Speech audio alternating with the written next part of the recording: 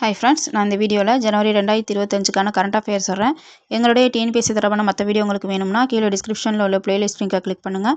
எங்களுடைய வீடியோ உங்களுக்கு யூஸ்ஃபுல்லாக இருந்துச்சுன்னா கண்டிப்பாக மற்றவங்களுக்கு ஷேர் பண்ணுங்கள்.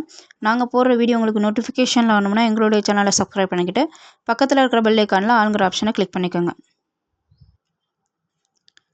ஃபஸ்ட்டு கரண்ட் அஃபேர் பார்ப்போம். ஆறு கோள்கள் ஒரே நேர்கோட்டில் வந்திருக்கு. என்னென்ன கோள்கள்னு பார்த்தோம்னா வெள்ளி, வியாழன், சனி, செவ்வாய், நெப்டியூன், யுரேனஸ். இந்த 6 கோள்களும் பார்த்தோம்னாக்கா ஜனவரி 22லேருந்து 25 வரை ஒரே நேர்கோட்டில் காட்சி அளிச்சிருக்கு.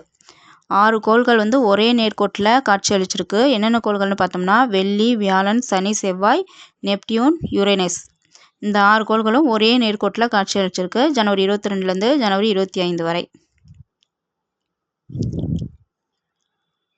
அடுத்த கரண்ட் அஃபேர் பார்த்தோம்னாக்கா வந்தாரா திட்டத்தின் கீழ் 20 யானைகளை மீட்டிருக்காங்க. எங்கன்னு பார்த்தோம்னா அருணாச்சல பிரதேசத்தில் பார்த்தோம்னா அந்த யானையெல்லாம் அந்த மரக்கட்டைங்களை தூக்குங்கள்ல.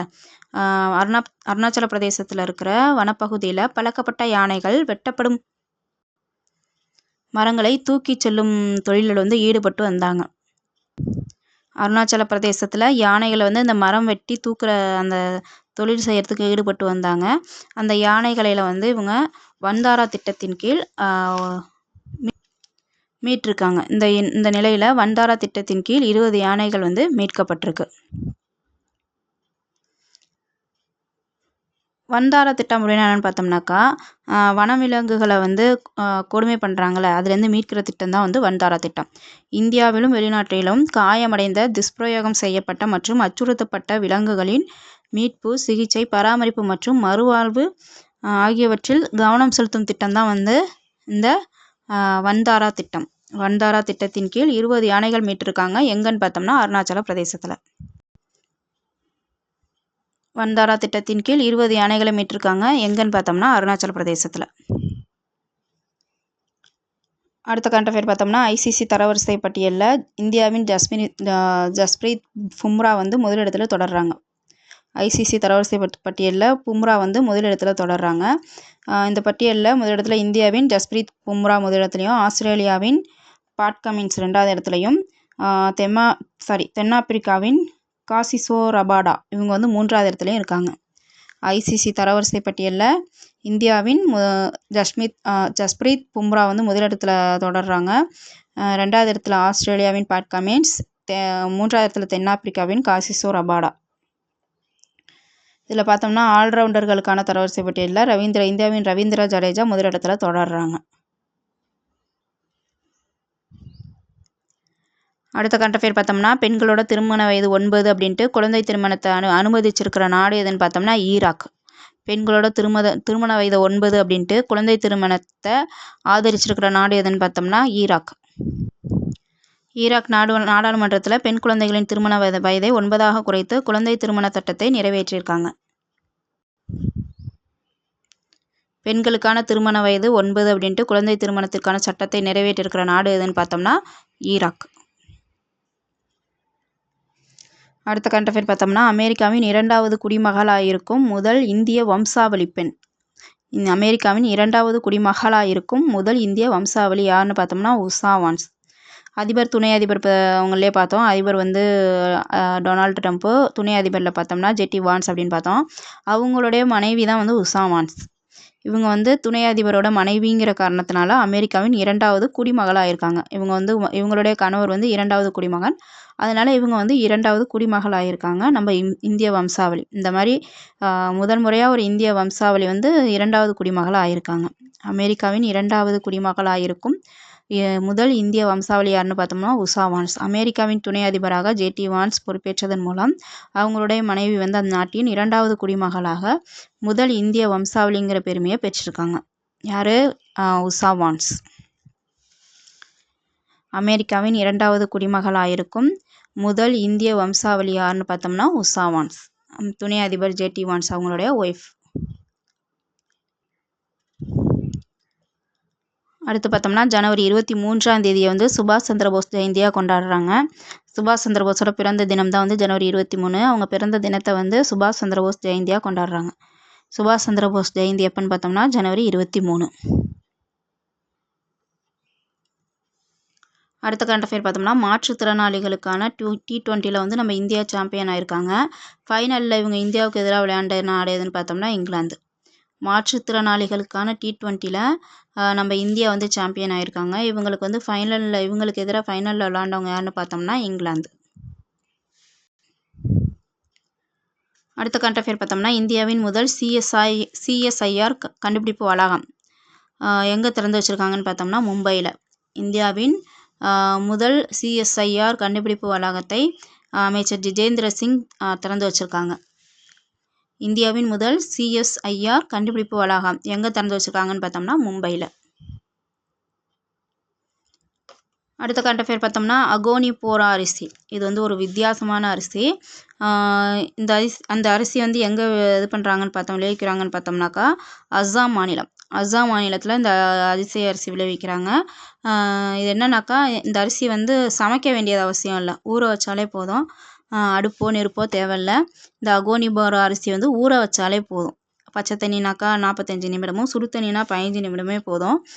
அகோனி போராங்கிறது என்னன்னு பார்த்தோம்னா அரை வேக்காடு, அதாவது பாரா பாயில்டு வகையைச் சேர்ந்தது. இதனை முழுமையாக சமைக்க வேண்டிய அவசியமில்லை. குளிர்ந்த நீராக இருந்தால் 45 நிமிடமும், வெந்நீராக இருந்தால் 15 நிமிடமும் ஊற வைத்தால் போதுமானது. அகோனி போரா அரிசி எங்கே விளைவிக்கிறாங்கன்னு பார்த்தோம்னா அஸ்ஸாம் மாநிலம்.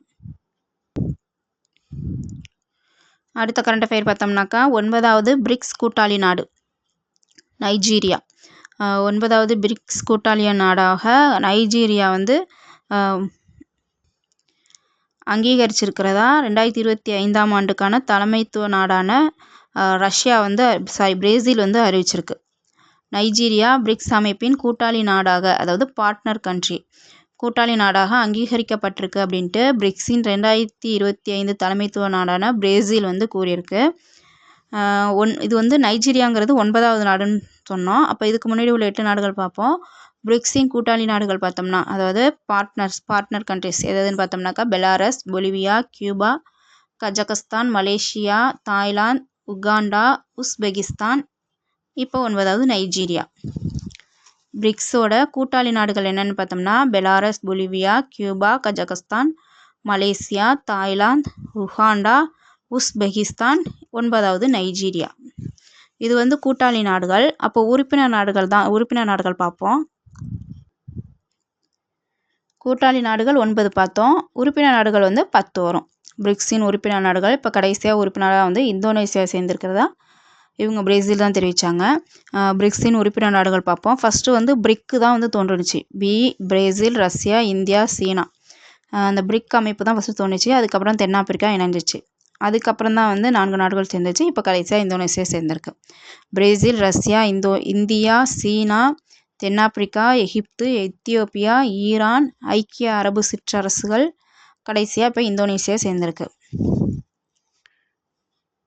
பிரிக்ஸின் உறுப்பினர் நாடுகள் பார்த்தோம்னாக்கா பிரேசில், ரஷ்யா, இந்தியா, சீனா, தென்னாப்பிரிக்கா, எகிப்து, எத்தியோப்பியா, ஈரான், ஐக்கிய அரபு சிற்றரசுகள், கடைசி வந்து இந்தோனேஷியா. பிரிக்ஸ் அமைப்போட 9வது கூட்டாளி நாடாக நைஜீரியா சேர்ந்திருக்கிறதா பிரிக்ஸ் அமைப்போட தலைமைத்துவ நாடான பிரேசில் வந்து கூறியிருக்கு. 2025ஆம் ஆண்டுக்கான தலைமைத்துவ நாடான பிரேசில் வந்து கூறியிருக்கு. பிரிக்ஸோட அமைப்போட கூட்டாளி நாடுகள் என்னென்னு பார்த்தோம்னாக்கா மொத்தம் 9 கூட்டாளி நாடுகள். Belarus, Bolivia, Cuba, Kazakhstan, Malaysia, Thailand, Uganda, Uzbekistan, Nigeria தான் இப்போ ரீசெண்டாக சேர்ந்திருக்கு. அதே போல் பிரிக்ஸோட உறுப்பினர் நாடுகள் பிரேசில், ரஷ்யா, இந்தியா, சீனா, தென்னாப்பிரிக்கா, எகிப்து, எத்தியோப்பியா, ஈரான், ஐக்கிய அரபு சிற்றரசுகள், கடைசியாக வந்து இப்போ இந்தோனேஷியா சேர்ந்திருக்கு. அடுத்த கரண்ட் அஃபேர் பார்த்தோம்னாக்கா இந்தியாவின் வாக்காளர் எண்ணிக்கை வந்து 100 கோடியை நெருங்கி இருக்கிறதா இந்திய தேர்தல் ஆணையம் வந்து சொல்லியிருக்கு. இப்போ மக்களவைத் தேர்தல் நேரத்தில் இதுக்கு முன்னாடி பார்த்தோம்னா நாட்டின் வாக்காளர்களின் எண்ணிக்கை பார்த்தோம்னாக்கா 96.88 கோடியாக இருந்துச்சாம். இப்போ பார்த்தோம்னா 99.1 கோடியாக உயர்ந்திருக்குதான். அப்போ 100 கோடியை நெருங்குறதா இந்திய தேர்தல் ஆணையம் அறிவிச்சிருக்கு. இப்போ எதுக்காக இவங்க அந்த கருத்து கணிப்பை விட்டுருக்காங்க அப்படின்னு பார்த்தோம்னாக்கா ஜனவரி 25ஆம் தேதி பார்த்தோம்னா தேசிய வாக்காளர் தினம். நம்ம இந்திய தேர்தல் ஆணையம் வந்து 1950ஆம் ஆண்டு ஜனவரி 25ஆம் தேதி தான் நிறுவப்பட்டது. இந்த நாளை ஒவ்வொரு ஆண்டும் தேசிய வாக்காளர் தினமாக கொண்டாடப்பட்டு வர்றாங்க. இந்த தினத்தை முன்னிட்டு தான் அவங்க வந்து இந்த இந்தியாவோட வாக்காளர்கள் எண்ணிக்கையை அறிவிச்சிருக்காங்க. இந்தியாவில் வாக்காளர்களின் எண்ணிக்கை 100 கோடியை நெருங்கி இருக்கிறதா சொல்லியிருக்காங்க. தேசிய வாக்காளர் தினம் ஜனவரி 25. ஏன் அந்த தினத்தில் கொண்டாடுறாங்கனாக்கா, நம்ம இந்திய தேர்தல் ஆணையம் வந்து 1950 ஜனவரி 25ஆம் தேதி நிறுவப்பட்டது. அந்த நாளை ஆண்டுதோறும் தேசிய வாக்காளர் தினமாக கொண்டாடப்பட்டு வராங்க.